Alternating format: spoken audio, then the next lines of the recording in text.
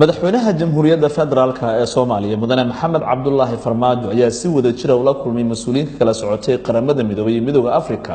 oo ay kala hogaaminayeen Jean Marie Gueno iyo Ramtana Lamamro oo loo xilsaaray ka shaqaynta arrimaha dhaqaale u raadinta howlgalka AMISOM ee Soomaaliya.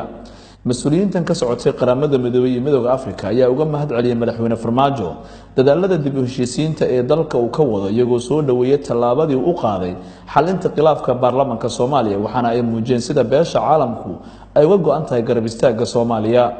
sidoo kale kulanka oo ay goobjoog ka ahaayeen danjirayaasha gaarka ee qaramada midoobay iyo midowga Afrika u qaabilsan arrimaha Soomaaliya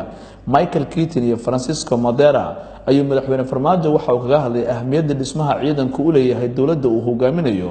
oo uu sheegay madaxweynuhu inuu gacanta ku hayo dib u habeynta ciidanka dalka waxaana uu xusay madaxweyne Farmaajo inuu ku rajan yahay in dhawaan ay ku filnaan doonaan ammaanka dalkooda. madaxweyne Farmaajo ayaa ka codsaday in habka dhaqaale raadinta ciidanka AMISOM ee wadajirka uga shaqeynayaan midowga Afrika iyo qaramada midoobay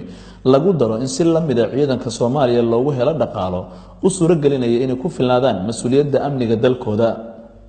gabagabadii kulanka ayaa looga hadlay arrimaha dib u heshiisiinta tayeynta ciidanka iyo la dagaalanka argagixisada taasoo madaxweyne Farmaajo uu kaga hadlay qorshaha ay dawladda Soomaaliya ee ku aadan la dagaalanka argagixisada iyadoo markasta laga fakarayo yareynta khatar soo gaari karta dadka rayidka ah sida uu sheegay madaxweynuhu.